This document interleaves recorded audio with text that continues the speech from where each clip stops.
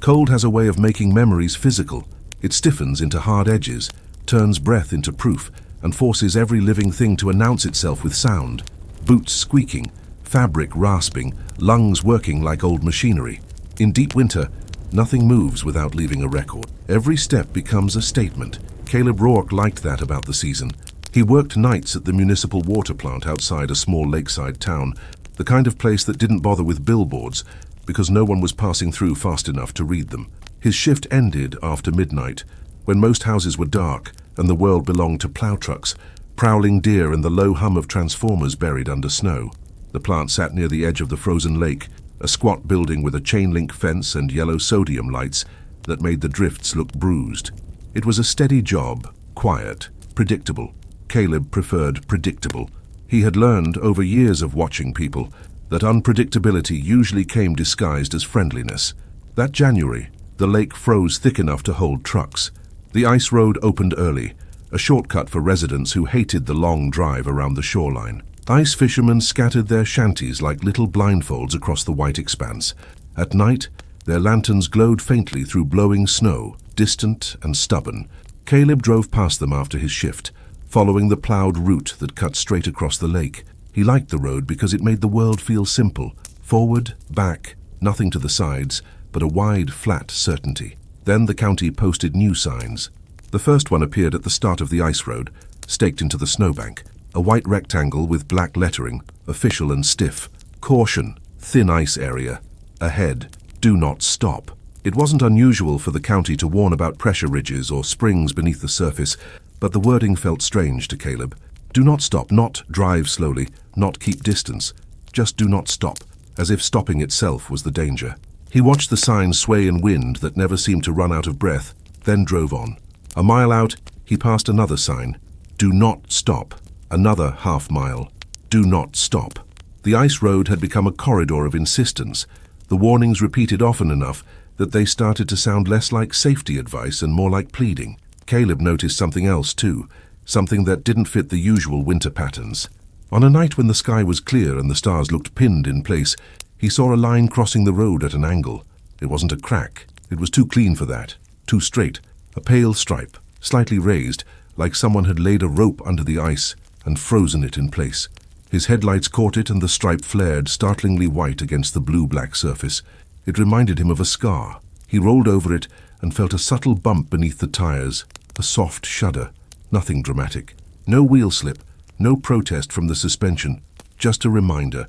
A tap on the underside of the car as if the lake wanted credit for carrying him. At home, he couldn't stop thinking about that line.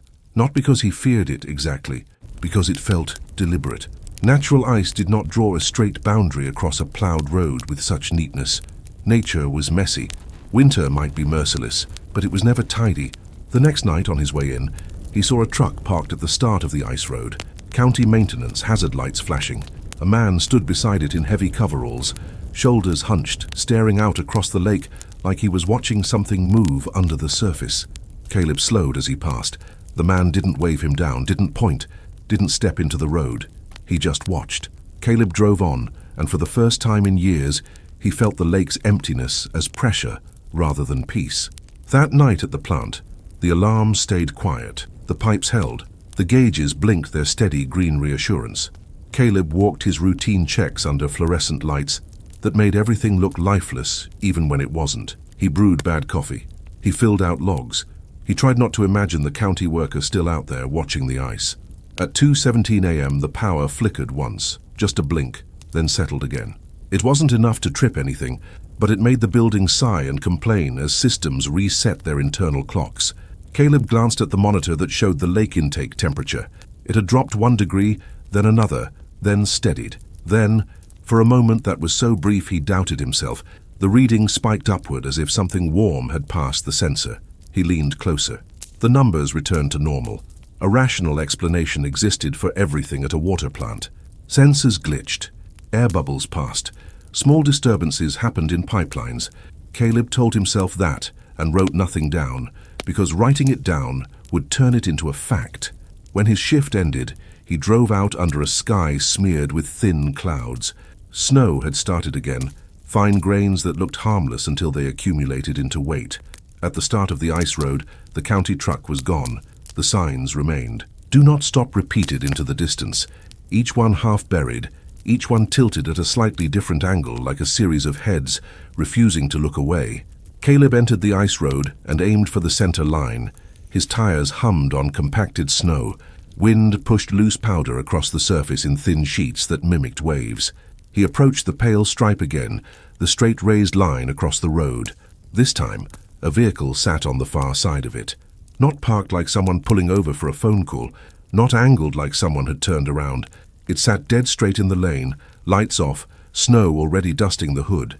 It looked like it had simply stopped. Caleb's foot eased off the gas before his mind caught up. He drifted slower, closing the distance. He told himself he would pass it, keep moving, do what the signs demanded. Then he noticed the driver's door. It was open, not wide, just enough to create a narrow black wedge against the white world. The interior was dark, no dome light, no movement. Caleb's pulse changed tempo. The lake stretched endlessly around them, empty except for a few distant specks that might have been shanties or wind-blown debris. Snow hissed across the ice like static. He kept rolling forward. He told himself he wouldn't stop. But the closer he got, the more the scene refused to become ordinary. He saw footprints, fresh impressions leading from the open door toward the pale stripe. The footprints were wrong.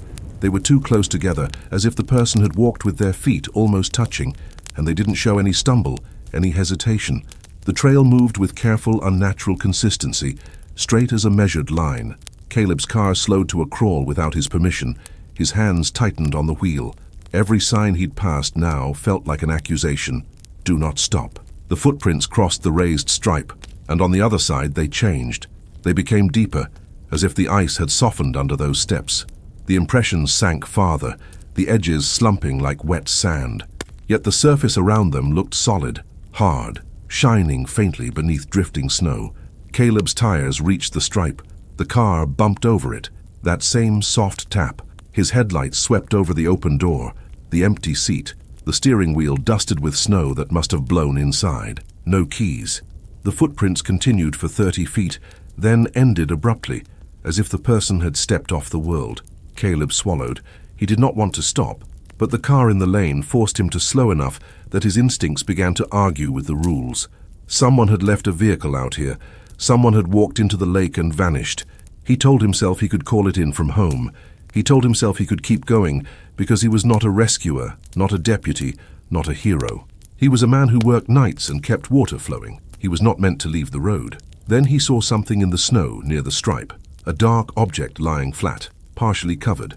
Not large, not a body, something rectangular, like a wallet or a phone. The sight hit him with a simple human fact. A person had been here recently enough to drop something. Caleb pulled his car forward until he could see the object clearly in his beams. It was a phone, a black rectangle half-crusted in frost, face down. He could have kept driving. He could have done the smart thing, obeyed the signs, refused involvement. Instead, he stopped. The engine idled. The heater blasted dry air that smelled faintly of old rubber mats.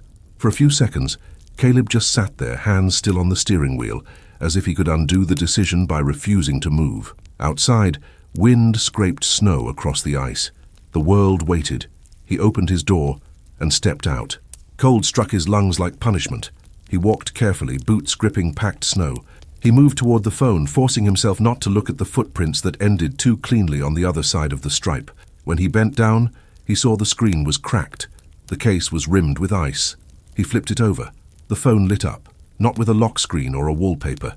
It lit up with a pale, bluish glow that pulsed slowly, like light moving under ice. Caleb's stomach tightened. He pressed the side button, thinking it might be a malfunction, a damaged display. The glow intensified, and then the screen showed an image that made his hands go numb. It was a photo of the ice road, taken from low to the ground, as if the camera had been held near the surface. The pale stripe was centered in frame. On the far side of the stripe, a shape stood. It was not clearly human.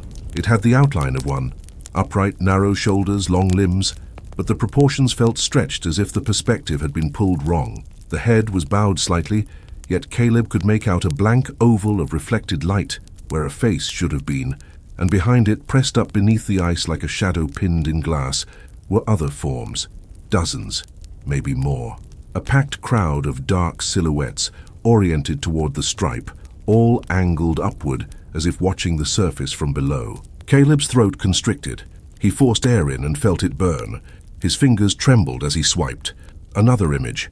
Same stripe. A vehicle stopped. A door open. Then a close-up of footprints, those tight, careful steps leading to the stripe. Then a final image that made Caleb's vision narrow. The camera had been aimed down through a clear patch of ice, as if someone had knelt and pressed the phone against the surface. Beneath the ice was a face. Not a dead face. Not bloated or distorted. A face frozen in an expression of intense attention, eyes open wide, mouth slightly parted as if still inhaling. The eyes were not clouded. They were not lifeless. They were watching. Caleb dropped the phone as if it had bitten him. It landed on the snow with a soft thud. The glow from the screen spilled upward, lighting the underside of drifting flakes. The ice beneath his feet made a sound then, a deep, slow groan that traveled through the lake like a message. Caleb staggered back toward his car. He told himself the sound was normal, ice shifting. He had heard groans before, but this one felt different. It had shape. It had direction. It felt like something responding. His headlights flickered. Not a full blackout. Just a brief dimming like the beams had been swallowed and then released. In that dim moment, Caleb saw the stripe more clearly than he had before. It wasn't raised because of pressure. It was raised because something beneath it pressed upward, long and straight, holding the ice slightly higher along that boundary. Like a spine, Caleb's mind tried to reject it. He climbed into the car, slammed the door, and locked it as if a lock could apply to a lake. His hands fumbled the gear shift. His foot hit the gas. The tires spun briefly, then caught. The car surged forward, and as he moved, he saw the footprints again, those careful impressions that ended abruptly. But now in the sweep of his headlights, he saw something new beside them. A second set of marks. Not footprints, not animal tracks. Long, shallow grooves, parallel lines dragged across the snow toward the stripe, like something heavy had been pulled, like someone had been gathered. Caleb accelerated. The signs blurred past. Do not stop repeating with frantic frequency. Wind battered the car. Snow thickened, swallowing the edges of the road. Then the lake did something he had never felt before. The ice road trembled. Not a crack, not a pop. A sustained vibration, low and subtle, as if the surface was humming. The steering wheel vibrated under his palms. The rear-view mirror shook. Caleb's heart hammered so hard it became its own noise, drowning out everything else. He kept driving, eyes fixed on the far shore, the dark smudge of trees. Behind him, something struck the underside of the car. One heavy impact, like a fist from below. The car jolted. Caleb fought the wheel. His headlights bounced. Then the impacts came again, spaced out like measured knocks. 3 in total, each one harder, each one timed like someone trying to get his attention rather than break through. Caleb did not look back. He did not stop. He drove until the ice road ended and the tires hit plowed asphalt. The car shuddered like it had escaped a trap. Caleb didn't slow. He took the first turn toward town too fast, almost fishtailing, then corrected and kept going. He reached his small house and pulled into the driveway at an angle. His hands were numb. His face ached from cold air he'd inhaled too sharply. Inside, he stripped his coat off and stood in the kitchen, listening to the silence. The furnace clicked, then blew warm air. The normal sounds felt staged, like a set designed to imitate safety. He wanted to call the sheriff. He wanted to tell someone about the abandoned car, the open door, the phone. But his mind kept replaying one detail. The phone had shown images as if it had been documenting the scene deliberately, as if the phone belonged to someone who knew what would happen. Caleb sat at the table and stared at his hands. After several minutes, he did what he always did when reality felt unstable. He looked for something concrete, something that could be measured. He opened his laptop and pulled up the county website, searching for alerts about the ice road. A new notice had been posted less than an hour ago. Ice road closed effective immediately. Do not use. The reason listed was brief. Unstable conditions. Caleb read it twice. The timing made his skin crawl. It was as if the county had waited until after someone vanished to admit the road was dangerous. He closed the laptop and sat very still. At 3:34 a.m., his phone buzzed. A text notification. No sender name. Just a number he didn't recognize. The message contained no words, only a photo. Caleb's breath caught before he even processed what he was seeing. The photo was taken from inside his own car, from the passenger seat angle. aimed at the dashboard. He recognized the worn fabric, the old coffee stain near the cup holder, the tiny crack in the corner of the glove box. Outside the windshield was the ice road, snow swirling. The pale stripes stretched across the beams of his headlights. And standing directly in front of his hood, close enough that the light washed it out, was a figure. It had no visible features, only an absence where its face should have been. A smooth, blank oval reflecting the headlight glow, like ice reflecting moonlight. Its body looked too thin, too elongated, as if the cold had stretched it into something efficient. The figure's hand was raised, not in greeting, not in warning, in the posture of knocking. Caleb stared until his eyes watered. His phone buzzed again. Another photo. This one was taken from outside his house, from the edge of the yard. The frame showed his living room window, dim light inside. The curtains hung exactly as he'd left them. And outside the window, reflected faintly in the glass, was that same blank oval face, not looking in, looking out, as if the thing behind him was the one being watched. A third buzz came, but Caleb didn't wait for it. He stood abruptly, chair scraping. His body moved before his mind could give permission. He shut off every light in the house. He moved from room to room, checking locks, pulling blinds, scanning corners that should have been empty. Nothing.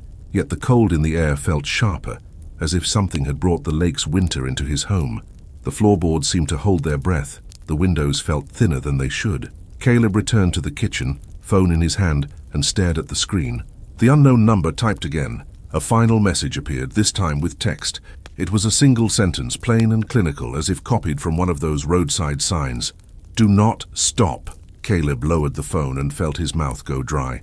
The message wasn't advice anymore. It wasn't even warning. It was instruction. And it came too late, because he had already stopped.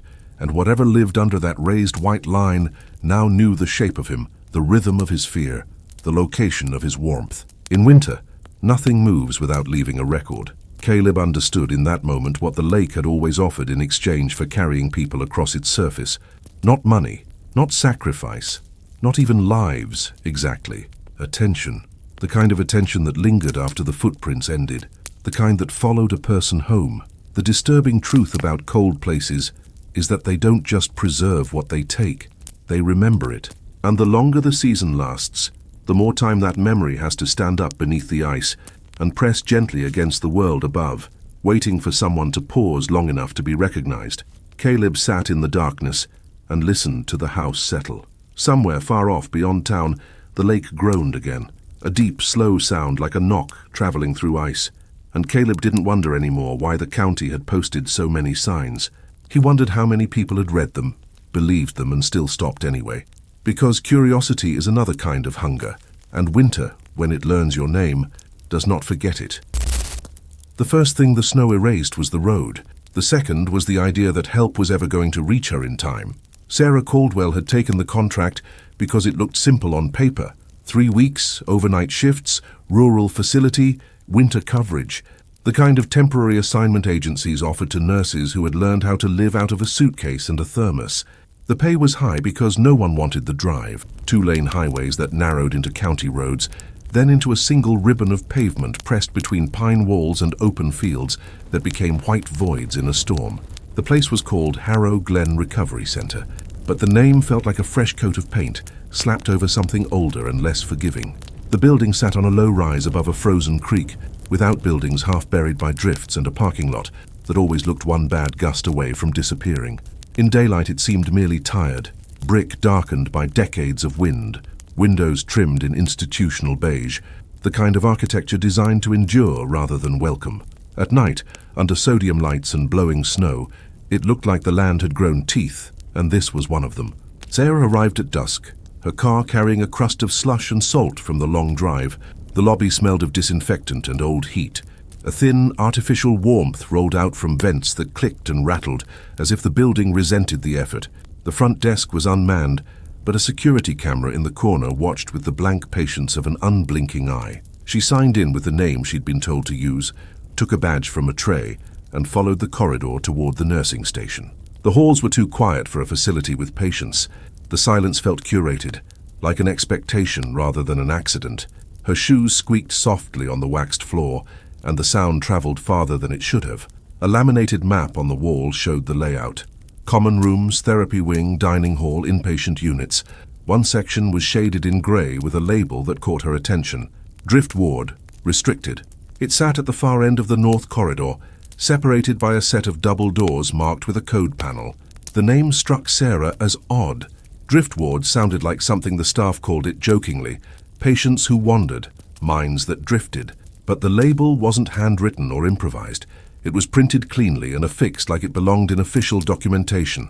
A storm warning played on a mounted TV above the station, the meteorologist's gestures crisp and urgent, even without sound. The bottom of the screen crawled with county names Sarah didn't recognize, and advisories that boiled down to one message: travel would soon stop being a choice. She met the night supervisor briefly, got her assignment, and learned what she needed to know in the way temp nurses always learned, quickly, and with the unspoken assumption that gaps would be filled by experience. Most of the patients were long-term recovery, some detox, some psychiatric stabilization, some elderly rehab. Overnight meant meds, monitoring, charting, and making sure no one slipped out of bed and broke something fragile in a place already held together by routine. Sarah had worked in enough facilities to recognize the patterns, the way staff moved as if on rails, the way the building sounds became a second language.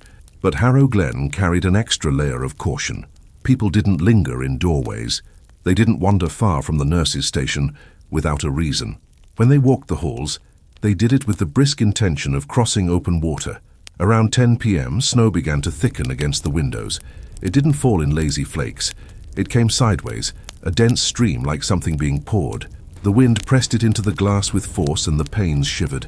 Outside, the parking lot's lines vanished under a growing, seamless sheet of white.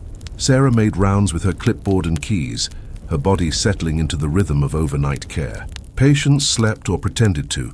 A few lights glowed under doors, thin slices of yellow that felt like weak defenses against the dark. She checked vitals, adjusted blankets, logged notes. Nothing unusual.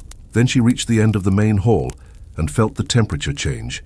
It was subtle at first, just a small drop that made the air feel drier. She paused, glanced up at the vent, and saw frost forming along the metal grill. That alone was strange.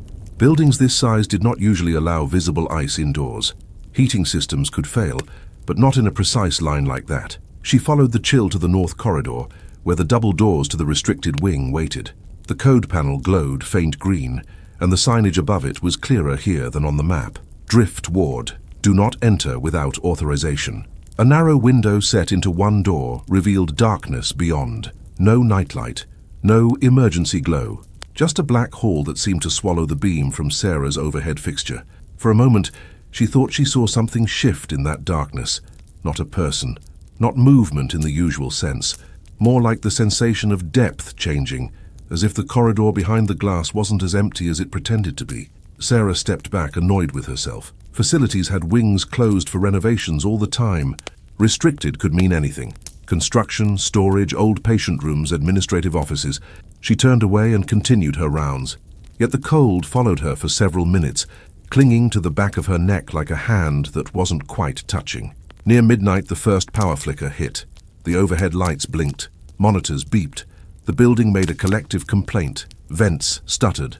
Pumps hesitated, then resumed. The emergency system didn't engage, which meant it was only a brief interruption, likely wind on lines. Still, the air felt different afterward. The hum of electricity was slightly thinner. The temperature in the halls fell by a degree or two, enough that Sarah's breath began to feel sharper in her throat. She checked the thermostat at the station. It read normal. She stared at it, then at the vents above, as if she could shame the building into honesty. Another flicker came at 12:19 a.m. This time the lights didn't just blink. They dimmed and returned with a faint delay, like someone had to push them back on from far away. The emergency exit signs glowed brighter by comparison, their red letters looking more like warnings than directions. Sarah glanced at the storm through the front windows. The world outside was gone. There was only motion, white rushing past glass, and the faint suggestion of the lampposts bending in wind. She felt an old instinct tighten in her chest, the one that came from years in hospitals during bad weather. When the outside becomes unreachable, the inside becomes its own country with its own rules. She did another round. A patient down the hall was awake and restless, eyes open but unfocused, as if listening to something beyond the walls. Sarah adjusted the blanket, checked the pulse, and wrote her note. She kept her movements deliberate and calm, the way staff learned to do when patients were anxious. She moved on. When she returned to the station, she found a small stack of paper on the counter that hadn't been there earlier. It was a set of old charts, yellowed pages, binder holes torn, edges curled, not part of the current electronic system. The top chart had a name typed in block letters, but the ink had been smudged as if someone had rubbed it hard with a thumb. Below the name was a date. Admitted, January 14th, 1987. Sarah frowned. Harrow Glen had been renovated in the early 2000s, according to the agency brief. Why would a chart from the 80s be sitting at the nurse's station in 2025, and why would it be placed where she would notice? She flipped the page.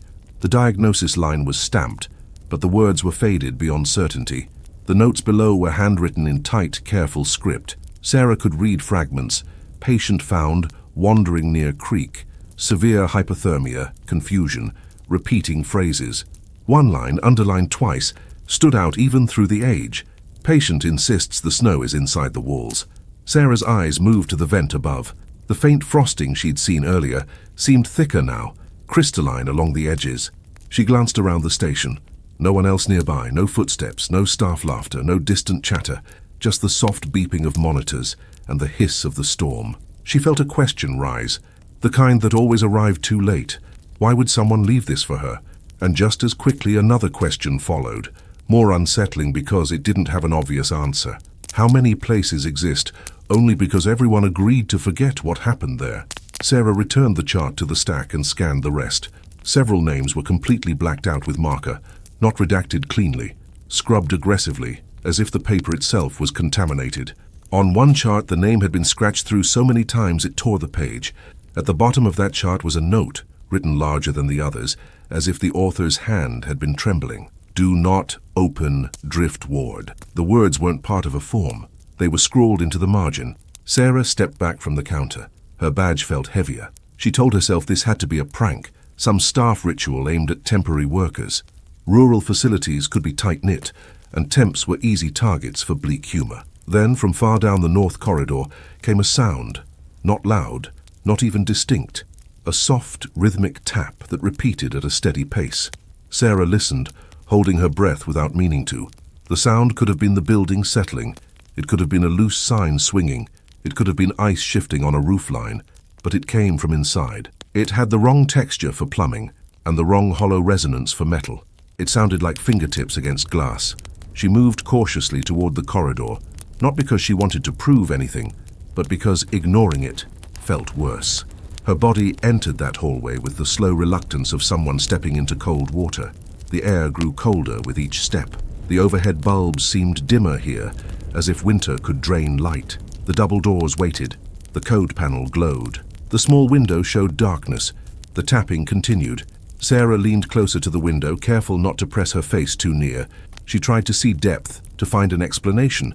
Maybe a plastic sheet fluttering, maybe a sign. Then the tapping stopped. The abrupt silence made her ears ring.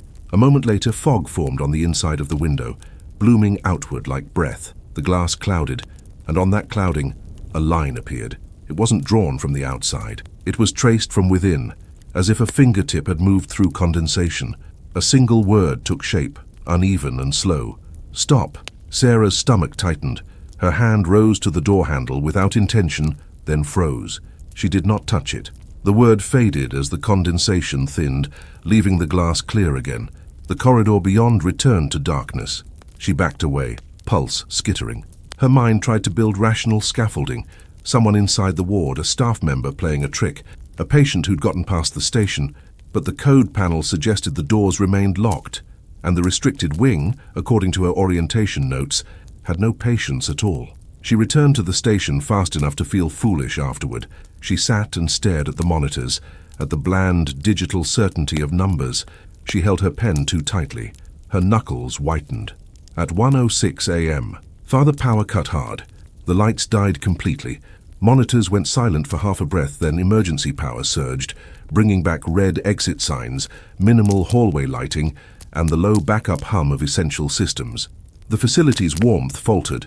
The air cooled rapidly, as if the building had been relying on steady power like a heart relies on rhythm. Sarah stood immediately, adrenaline making her limbs light. She moved through the hall to check on patients, guided by emergency lights that painted everything in shallow crimson and grey.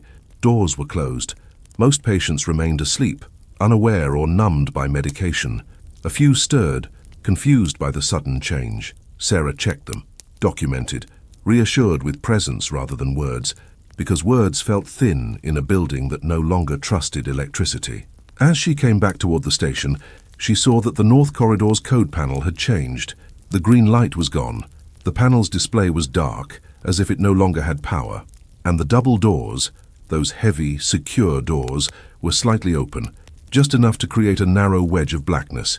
Cold poured out of that gap in a visible stream, not like smoke, but like a thin, rippling distortion in the air, as if the temperature difference could bend reality.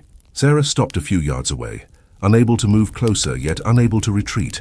Every survival instinct demanded distance.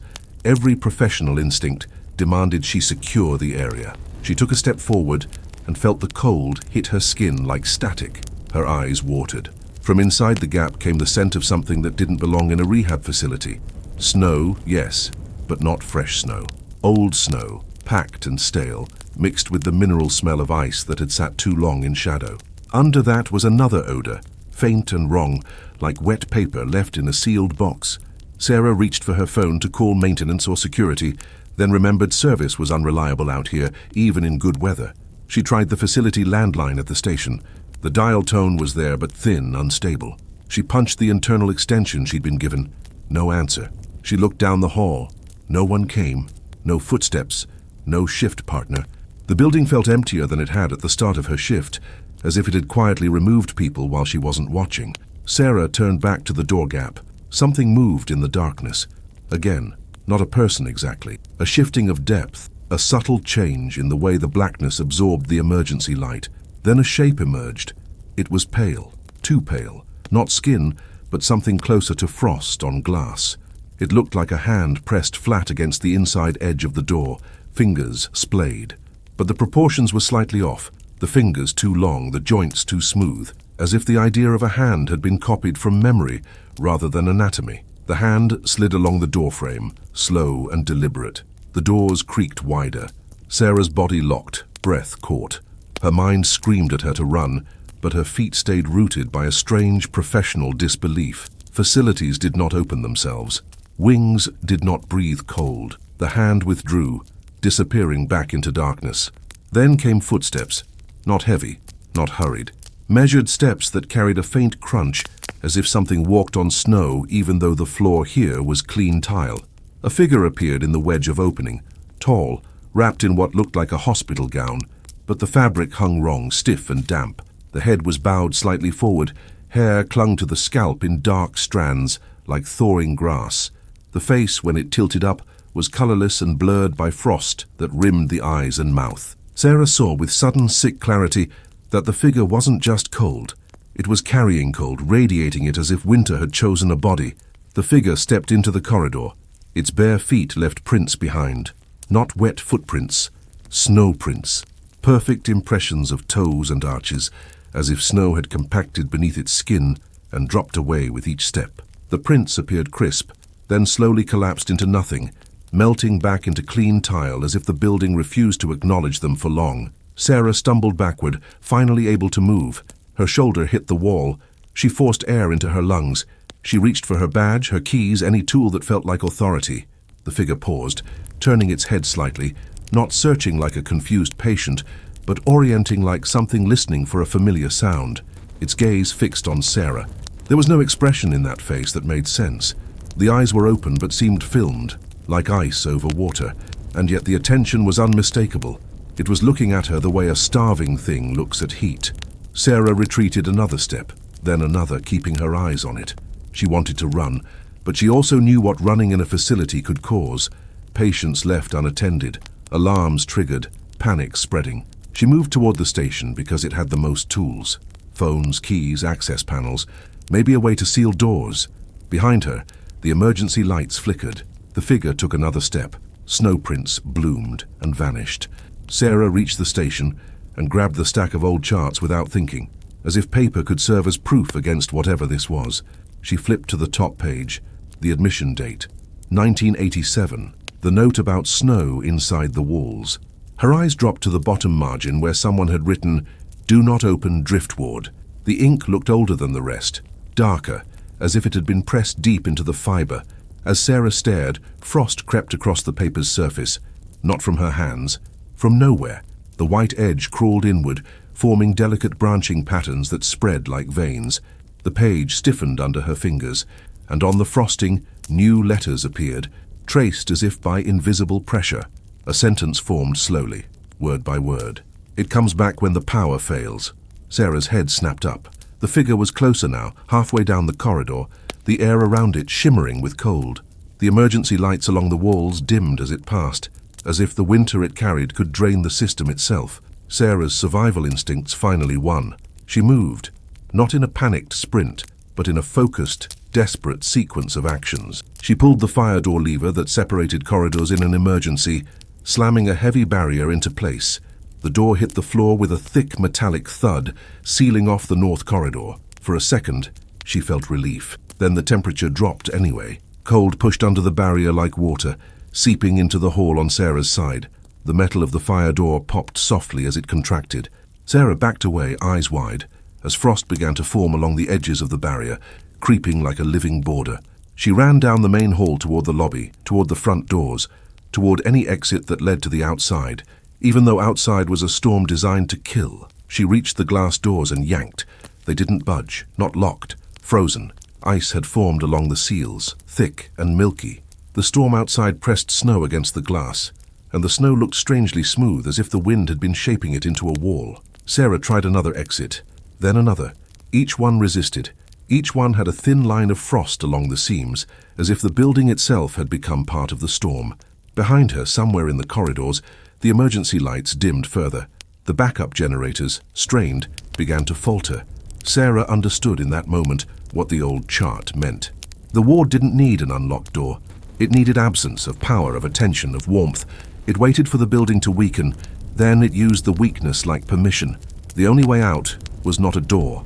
It was the morning. It was enduring until the storm passed. The power stabilized, and the building could remember what it was supposed to be. Sarah moved back to the nursing station and did the one thing she could do that felt like resistance. She kept the facility alive in the small ways that mattered. She checked patients. She monitored vitals. She stayed in lit areas. She kept doors closed. She avoided the north corridor as the cold kept pushing like a slow tide. In the hours before dawn, the emergency lights held. The building groaned. The storm raged. The cold pressed in. And from behind sealed doors and walls, she heard it sometimes. Soft crunching steps that did not belong on tile, and a faint tapping like fingertips on glass, patient and certain. When the main power finally returned, it did so with a violent surge that made every light blaze too bright for a second.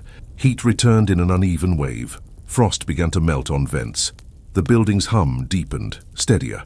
Sarah went to the north corridor, not because she wanted to, but because she needed to know. The fire barrier remained down, but the air on the other side felt normal now, merely cold, not impossibly so. She lifted the barrier slowly, hands shaking. The north corridor was empty. The double doors to Drift Ward were closed. The code panel glowed green again. No snowprints, no frost writing, no sign that anything had happened beyond a power outage and a long night. On the station counter, the stack of old charts was gone. In its place sat a single sheet of fresh paper, printed from the facility's modern system. A staffing update. It listed Sarah Caldwell as having completed an overnight shift. Next to her name, under notes, was a line that made her throat tighten. Covered, Drift Ward. Sarah stared until her eyes stung. She left Harrow Glen after her shift ended, once the plows finally carved the roads back out of the storm. She drove away with the heater blasting and her hands still cold, as if winter had gotten into her bones and decided to stay. Days later, her agency emailed her a copy of her time card and pay stub. Everything looked normal. Hours logged, overtime approved. Attached to the email was a scanned document, as if someone at the facility had mistakenly included it with her paperwork. A single page from an old chart, the same yellowed paper, the same admission date, January 14th, 1987. But this time the patient name wasn't smudged. It was clear. Sarah Caldwell, She didn't remember ever giving Harrow Glen her middle name, her birth date, her full legal spelling.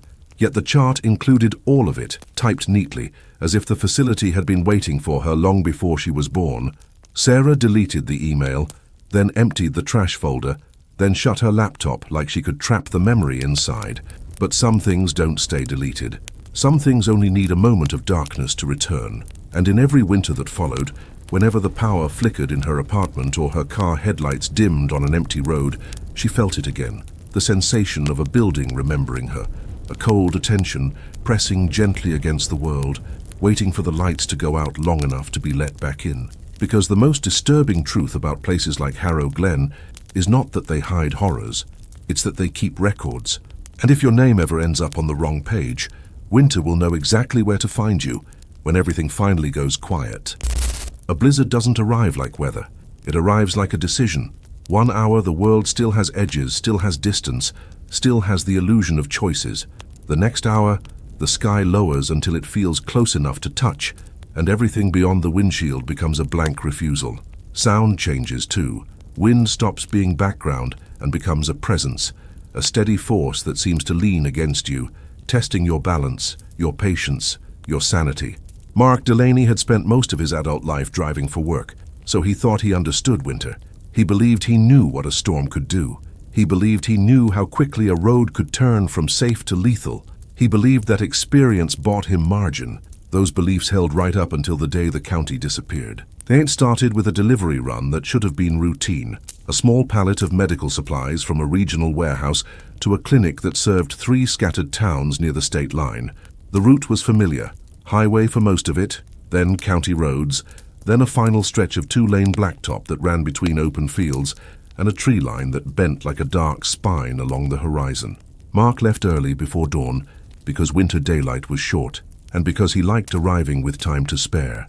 The sky was a low gray, the kind that made sunrise feel like something that might not bother showing up.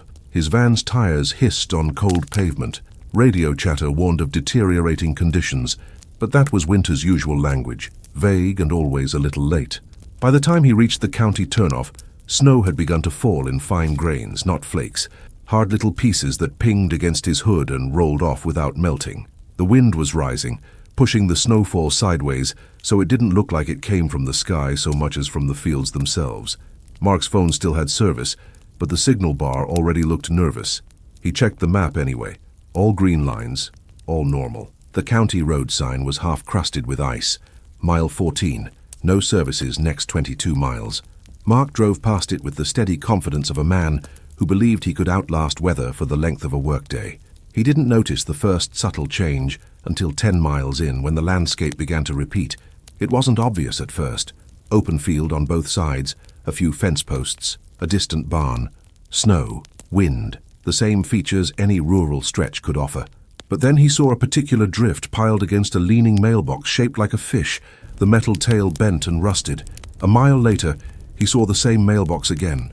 Same bent tail, same rust, same drift shaped like a shoulder. Mark blinked hard, annoyed with his own attention. In a storm, visibility shrank and what you saw got compressed. He told himself he'd misjudged the distance, or that someone up ahead had an identical mailbox.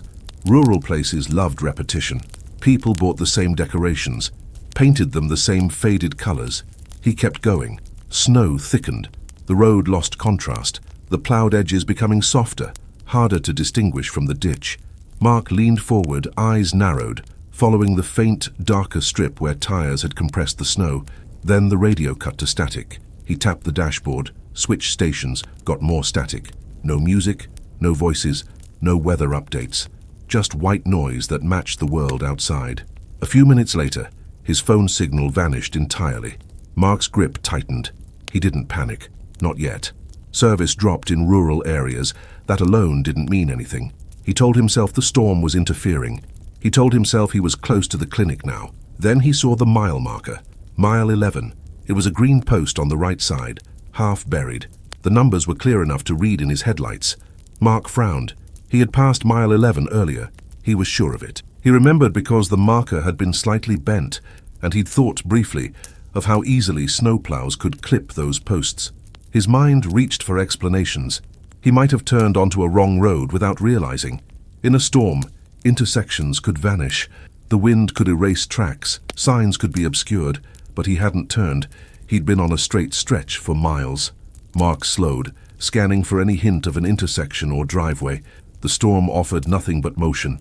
Then ahead, through the white blur, a set of taillights appeared, dim red smears that resolved into a sedan crawling along the road. Relief hit him like warmth. Another driver meant he wasn't alone. Another vehicle meant the road was real and going somewhere. He eased closer, keeping distance, letting the sedan's tracks guide him. For a few miles it helped.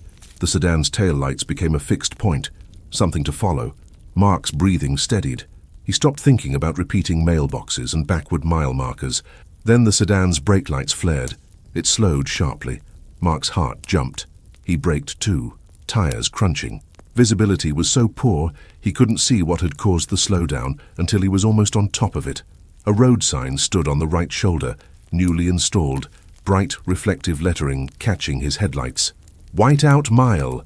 Do not stop. Keep moving." Mark stared as he passed it, incredulous. The phrasing wasn't like county signage. It wasn't use caution or reduce speed. It was imperative, almost desperate. The sedan ahead didn't speed up. It slowed again, as if the driver was reading the sign the way Mark had, trying to make sense of it. Mark felt an irrational surge of anger at the other driver. Slowing was dangerous. Stopping was worse. In this kind of weather, you kept momentum or you became a stranded object. The sedan drifted toward the center line, corrected, then drifted again, tires losing confidence. Mark watched it sway and felt his own pulse spike. He considered passing, but the road's edges were uncertain, and the wind shoved at both vehicles like an impatient hand. Then the sedan's hazards began to blink. Once, twice, a steady orange rhythm, and then it stopped, right in the lane. Mark muttered under his breath, a sound swallowed by the van's heater. He braked hard, stopping 30 feet behind it. The world outside was a blank roar. The van idled, vibrating through the steering wheel. In the flashing hazard light glow, Mark could see the sedan's rear window was frosted from the inside, a cloudy film that suggested heavy breath or prolonged cold. The driver's door cracked open. Mark felt that old familiar calculation: if someone was in trouble, you help. But you also didn't leave your vehicle in a whiteout unless you wanted to become a body the plows found in spring. The door opened wider. A figure stepped out. Mark saw a man's outline, hood up, shoulders hunched against the wind. The man stood still for a second as if orienting. Then he took a step away from the sedan, not toward Mark, not toward the shoulder, not back inside, toward the field. Mark's mouth went dry. He leaned forward, watching through swirling snow. The man moved with a peculiar determination, trudging into the white like someone answering a call only he could hear. Mark honked once, short and sharp. The sound vanished into the storm. The man didn't look back. Mark hesitated for 3 heartbeats, then did what his better instincts begged him not to do. He pulled his van to the shoulder as far as he could manage, flipped on hazards, and stepped out. Cold slammed into him instantly, biting the moisture in his nose. Wind shoved at his body, trying to twist him off balance. Snow stung his cheeks like sand. He took a few steps toward the sedan, shielding his eyes. He could barely see the shape of it. The world was reduced to the circle of light from his van and the sedan's blinking hazards. He reached the sedan's open door and peered inside. Empty driver's seat, empty passenger seat. No purse, no bag, no sign of urgency like spilled coffee or scattered papers. The interior was cold enough that the dashboard had a thin layer of frost, yet the hazards were still blinking. The battery was still giving what it could. Mark turned, searching for the man who had walked into the field. He saw nothing, just swirling snow. Then, farther out, he saw movement, a darker smudge against white. The man was still walking, and he was walking in a straight line, as if following something invisible. Mark forced himself forward, boots sinking slightly where snow had begun to drift over the road's edge. Each step felt like wading against a river of wind. He called out. His own voice sounded small and foolish. The figure kept moving. Mark pushed harder, and for a moment the wind shifted, thinning the snowfall enough to reveal the field's surface. There were footprints, not just the man's. A line of footprints already partially filled by blowing snow, leading away from the road in that same direction. They were spaced too evenly, too precise. A trail like a procession. Mark's stomach flipped. He had seen tracks in snow plenty of times, but these weren't random. They had intention. He followed them because that's what people did when they saw a trail and wanted to believe it meant rescue, meant sense, meant a destination. After 30 yards, he found the man, or what was left of his certainty. The figure stood still, facing something in the white. Mark stepped up beside him, panting, and tried to see what he was looking at. At first, Mark saw only snow and wind. Then a shape emerged, slowly, as his eyes adjusted. A signpost, not a road sign. A wooden post like something homemade, planted in the field as if marking a grave or property line. Attached to it was a narrow plank of wood with words painted in black. "Keep moving." The letters were smeared, as if painted hastily with a cold hand. The man in the hood didn't move. His body trembled subtly, but not only from cold. Mark could sense something else in the man, an attention, a fixation, like the sign was a command he could not disobey. Mark grabbed the man's sleeve. The fabric was stiff with ice. The man turned his head slightly. Mark froze. The face under the hood was pale and waxy, the eyes open but unfocused, rimmed with frost. The mouth hung slightly apart as if mid-breath. There was no expression of fear, no confusion, no anger, only a blank obedience. Mark yanked harder, trying to pull him back toward the road. The man's body resisted with surprising strength. Not active strength, not a struggle. More like he had become heavy, as if the cold had filled him with weight. Mark's mind screamed at him to let go, to run back to the van, to get moving again, to obey the sign. But the man's sleeve tore slightly in Mark's grip, revealing skin beneath. The skin was mottled, frost-bitten, and under the frostbite, Mark saw a thin, dark line running across the man's wrist, like a bruise shaped perfectly straight. A line. Mark's breath hitched. He thought of the road sign, "Whiteout Mile." Do not stop. Keep moving. Then he understood the sick logic. This wasn't a warning about accidents. It was a warning about a place, a mile that did something to people who paused inside it. The wind shifted again, and for a heartbeat the snow thinned enough for Mark to see farther into the field. There were more posts out there, dozens of them, each with a plank, each with smeared black letters. Keep moving, keep moving, keep moving. And between them, barely visible, were shapes, people, standing upright, heads bowed, facing the posts like worshippers frozen mid-prayer. Some wore coats, some wore hospital gowns. Some wore nothing but thin clothing that should have been shredded by weather. Their bodies were dusted with snow, their outlines softened by drift, but they remained standing as if the cold had turned them into fixtures. Mark's throat closed. His hands went numb. The man beside him took a step forward toward the nearest post as if compelled. Mark stumbled back, horrified. His eyes darted toward the road, trying to find his van's light through the storm. He could not see it. In the whiteout, distance meant nothing. He could have been 50 yards from safety or 5 miles. The world did not care. Panic surged, hot and useless. Mark forced himself to stop flailing mentally and do what winter demanded. Simplify. Choose a direction and commit. He turned back toward where he believed the road was and began moving, fast but controlled, one foot placed firmly before the next, hands out slightly like a blind man. Wind hammered him. Snow blinded him. But he kept moving, because stopping was what got you claimed.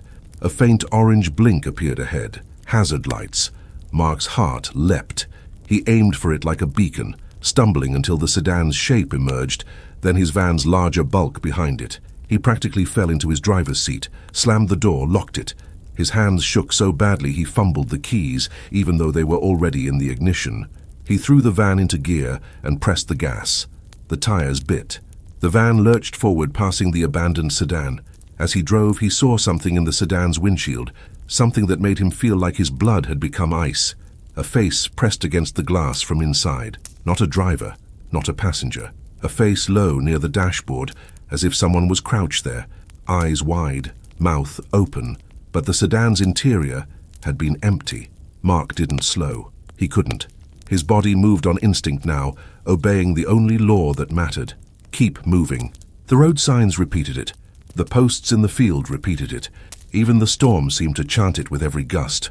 Mark drove through the Whiteout Mile without knowing where it began or ended, because the landscape had lost its measurements. He watched for mile markers, for any proof of progress. At last the snow thinned slightly. The wind eased just enough that the world regained a faint sense of depth. Trees reappeared at the edges. A distant barn took shape like a memory returning. Mark saw a mile marker on the right. Mile 15. He laughed once, a harsh sound that startled him. Relief slammed into him so hard it almost felt like pain. He had crossed something. He had come out the other side. He kept driving until the clinic's lights appeared, warm squares in the distance. He pulled into the lot, trembling, and sat for a full minute with both hands on the wheel, breathing hard, waiting for his heart to stop trying to escape his chest. Inside, staff took the supplies, asked about the storm, told him the county had issued closures. Mark nodded mechanically. He didn't tell them about the sedan. He didn't tell them about the posts in the field. He didn't tell them about the standing people, because he already knew what they would say.